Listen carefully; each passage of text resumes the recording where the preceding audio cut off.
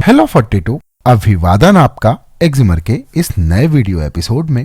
एक गर्भवती महिला के लिए उसका हर दिन हर पल एक नया अनुभव होता है। विभिन्न प्रेगनेंसी प्रॉब्लम से उसको हर रोज जूझना पड़ता है, खास तौर से पहले और अंतिम 3 महीनों के दौरान। मन हमेशा कुछ शंकाओं से घिरा होता है। इनमें से कुछ शंकाएं तो सिर्फ मन का वहम होती हैं, पर कुछ शंकाएं पूरी तरह निराधार भी नहीं होती। और आज के इस वीडियो से आप जानेंगे गर्भावस्था की 10 प्रमुख समस्याएं और उनके निराकरण क्या हैं। जैसे प्रश्नों के जवाब जरा विस्तार से। ये और इसके अलावा और भी बहुत कुछ होगा एक्जिमर के इस वीडियो में आपकी जानकारी के लिए।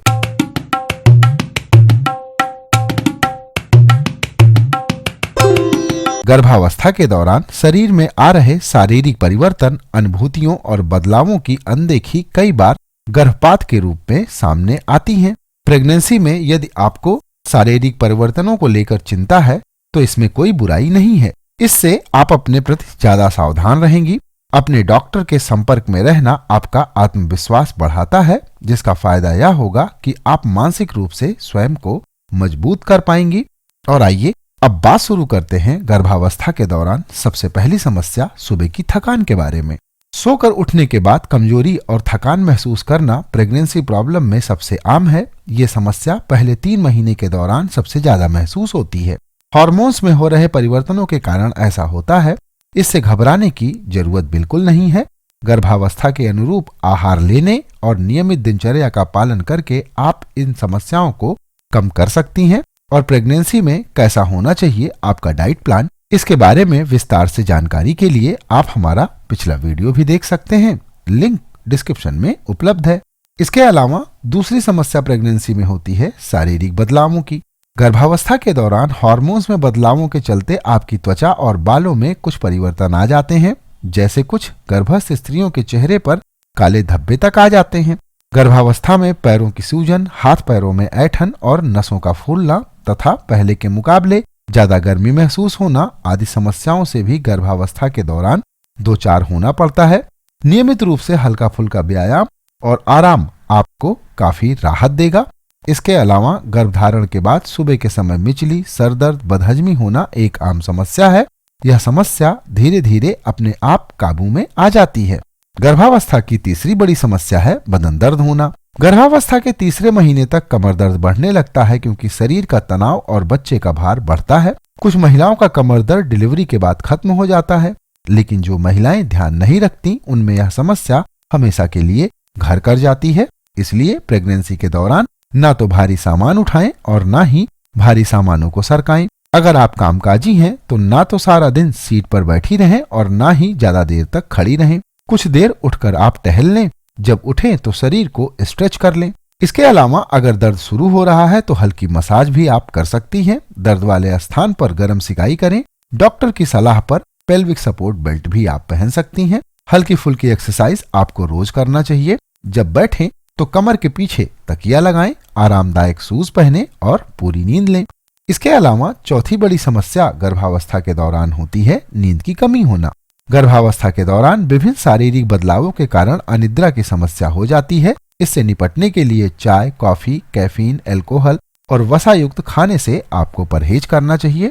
और अच्छी नींद आप कैसे ले सकते हैं, इस बारे में ज्यादा जानकारी के लिए आप हमारा पिछला वीडियो भी देखिएगा, लिंक डिस्क्रिप्शन में उपलब्ध है। इन समस्याओं के अलावा 5वीं बड़ी समस्या गर्भावस्था के दौरान होती है संक्रमण यानी इन्फेक्शन की। यदि वेजाइना में ईचिंग की समस्या है, खुजली परेशान कर रही है, तो यूरिन टेस्ट के द्वारा इन्फेक्शन की जांच कराएं। अगर कुछ ना निकले तो समझें कि ऐसा वेजाइनल पीएच लेवल में आ रहे बदलावों की वजह से हो रहा है। यह सामान्य सी बात है। इस खारिश से छुटकारा पाने के लिए बेकिंग सोडा में पानी मिलाकर पेस्ट बनाएं और प्रभावित हिस्सों पर लगाएं। सफाई का पूरा ध्यान रखें। ख्याल रखें कि वेजाइनल एरिया एकदम साफ और सूखा रहे। कॉटन की ढीली पैंटी पहने।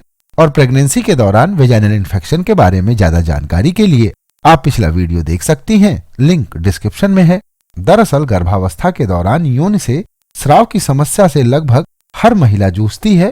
यह इसलिए होता है क्योंकि गर्भाशय ग्रीवा और योनि की त्वचा बहुत नरम हो जाती है। इसलिए डिस्चार्ज बढ़कर संक्रमण को योनि से गर्भ की ओर बढ़ने से रोकता है। इसके अलावा छठवीं समस्या गर्भावस्था के दौरान होती है मुहासों की। इससे बचने के लिए आप कुछ केमिकल फ्री कॉस्मेटिक का उपयोग कर सकती हैं, जैसे टी ट्री बार सोप, और मुहासों के लिए आप कोई हर्बल लोशन भी लगा सकती हैं। पर ध्यान रखिएगा कि बाजार में मिलने वाले केमिकल लोशन, क्रीम और अन्य कॉस्मेटिक से आपको गर्भावस्था में परहेज जरूर करना चाहिए। इसके अलावा गर्भावस्था में सातवीं जो समस्या आमतौर पर देखी जाती है वो है असामान्य शिशु की हलचल। शुरुआत के महीनों में बच्चे की हल्की फुल्की मूवमेंट शुरू होती है जो नोटिस में भी नहीं आती। जब मां आराम कर रही होती है तब यह हलचल महसूस होती है। 18 से 20 सप्ताह के गर्भ में बच्चे की गतिविधि महसूस होने लगती है। 36 से 40वें सप्ताह के गर्भ में बच्चे की गतिविधियां और तेज हो जाती हैं। वह पेट में घूमना और लाते चलाना शुरू कर देता है। हर गर्भवती स्त्री जानती है कि दिन भर में कब गतिविधियां तेज हो जाती हैं। अपने गर्भस्थ शिशु के मूवमेंट के तरीके को वह जानती है। अगर उसे महसूस हो रहा है कि उसका मूवमेंट काफी कम है या बिल्कुल नहीं हो रहा, तो यह निश्चित रूप से डॉक्टर के पास जाने का समय है। आपको हॉस्पिटल जरूर जाना चाहिए ताकि जरूरत पड़ने पर आप डॉक्टरी परामर्श ले सकें। इसके अलावा आठवीं समस्या ब्लीडिंग की हो सकती है।